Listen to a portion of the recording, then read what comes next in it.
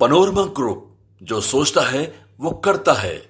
नमस्कार। न्यूज हाट के खास प्रोग्राम सियासत में आप सभी दर्शकों का बहुत बहुत स्वागत है। मैं हूं करिश्मा और हमारे साथ मौजूद हैं न्यूज हाट के senior journalist Chandan Jha. Sir नमस्कार। नमस्कार करिश्मा, धन्यवाद। सर, जो अशोक महतो की पत्नी है उनको लेकर एक खबर आ रही है कि विधानसभा चुनाव की तैयारी कर रही है। सर, इस खबर में कितनी सच्चाई है? अब सच्चाई तो लालू प्रसाद जानते होंगे, अशोक महतो जानते होंगे, अनीता देवी जानती होंगी, लेकिन तैयारी उनकी चल रही है।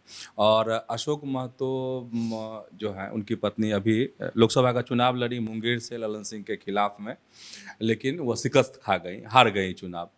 अब ये है कि दो तीन तरह की खबरें चल रही हैं। एक है कि कि अशोक महतो जो है आरजेडी छोड़ देंगे, लेकिन इसमें दम नहीं दिखता है।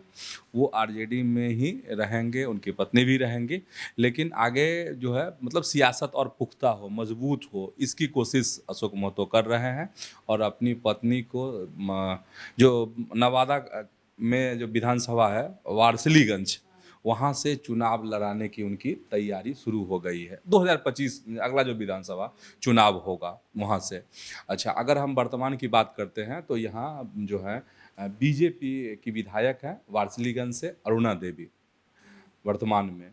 और अशोक महतो की अगर हम बात करेंगे तो 2005 में और 2010 का जो विधानसभा का चुनाव हुआ था उसमें अशोक महतो ने प्रयास किया भी था। मतलब प्रयास किया था कैसे? तो अपने भतीजा, जो उनके भतीजा प्रदीप महतो, उनको वहाँ से उन्होंने खड़ा किया था वारसिलीगंज से।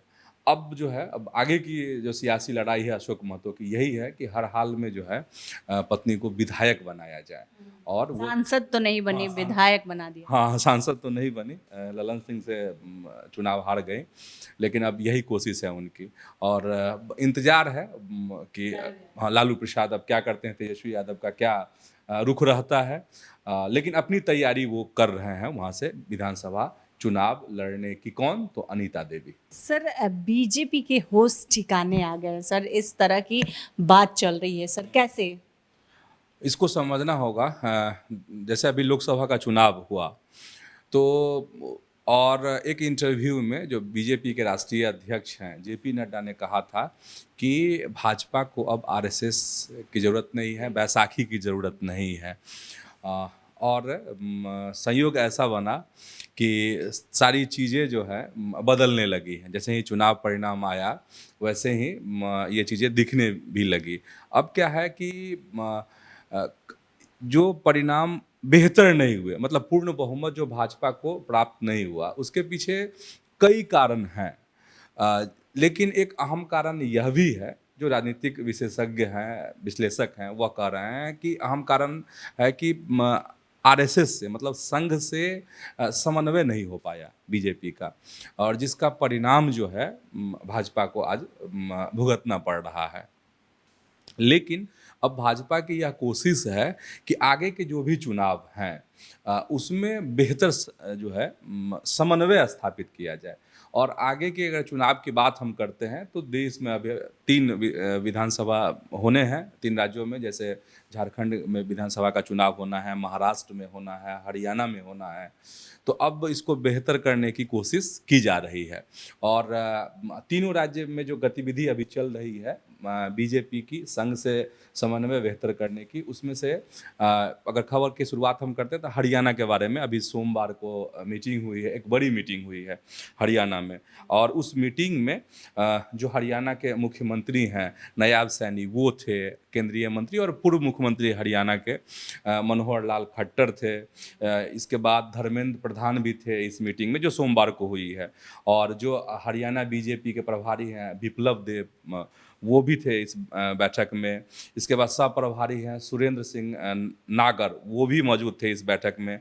और आरएसएस की तरफ से जो हैं सह कार्यवाह हैं आरएसएस के आरुण कुमार, ये और हरियाणा के जो भी संघ के पदाधिकारी हैं सीनियर लेवल के, वो सब इस मीटिंग में मौजूद थे। और आगे की रणनीति जो है तय करने की इसमें कोशिश हुई है कि कैसे विधानसभा चुनाव को फिर से फतह किया जाए हरियाणा विधानसभा चुनाव को। तो यही कहने का मतलब यहाँ पे ये है कि बीजेपी के होश ठिकाने आ गए और अब समन्वय बनाने की कोशिश लगातार आरएसएस से जारी है।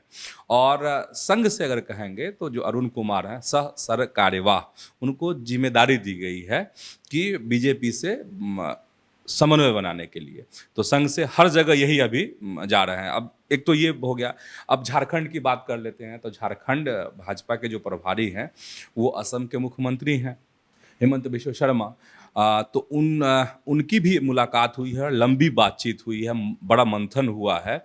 किससे? तो आरएसएस के जो सह सर कार्यवाह हैं अरुण कुमार से, कि आखिर झारखंड में कैसे चुनाव लड़ा जाए।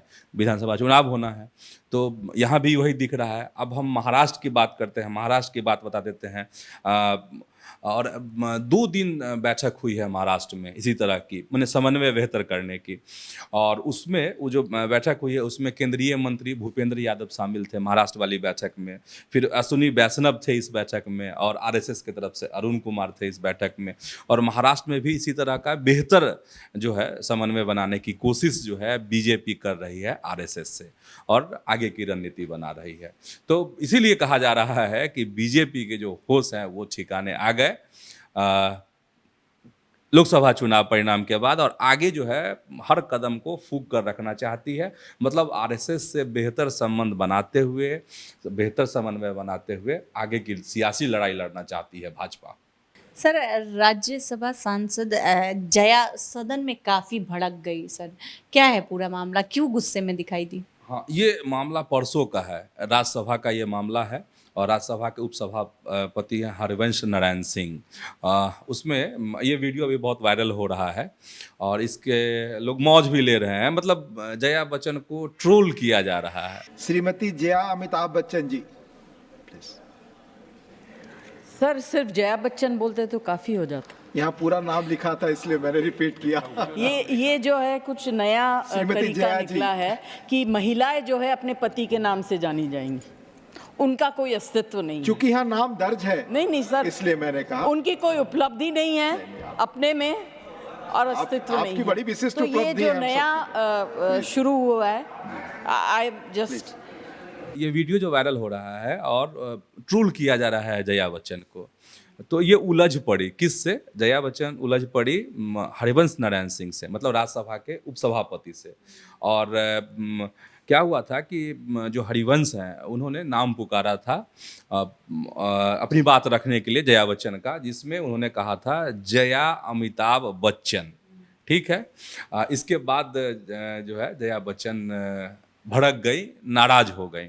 और जया बच्चन की अगर हम बात करते हैं तो ऐसे कई बार इस तरह की चीज़ें हो चुकी हैं, कई बार इस तरह की बातें, वीडियो, तस्वीरें आई हैं कि वो नाराज हो जाती हैं, गुस्सा हो जाती हैं। कई बार इस तरह की बातें सामने आई हैं। तो एक बार सदन में अब हो गई, और सदन में हो गई मतलब जया बच्चन का यह कहना था, हरिवंश नारायण सिंह ने यह कहा कि नाम पुकारा और कहा कि जया अमिताभ बच्चन, इसी पे वो नाराज हो गई, भड़क गई। और उन्होंने कहा कि जो महिला का क्या कोई अपना अस्तित्व नहीं है क्या? आप सीधा आप मुझे जया बच्चन भी कह सकते थे। तो इस पर प्रतिक्रिया तत्काल जो है उपसभापति जो है राज्यसभा के हरिवंश, उन्होंने प्रतिक्रिया भी दी और उन्होंने कहा कि जो मेरे पास नाम है, सामने लिस्ट है, उसमें आपका यही नाम दर्ज है और इसीलिए मैंने वही पुकारा है आपको उसी नाम से। इस पर वो भड़क गए और कही कि महिलाओं का कोई अस्तित्व नहीं है क्या, सिर्फ आप जया बच्चन भी कह सकते थे। तो ये है, अब है कि ये तो परसों की घटना है।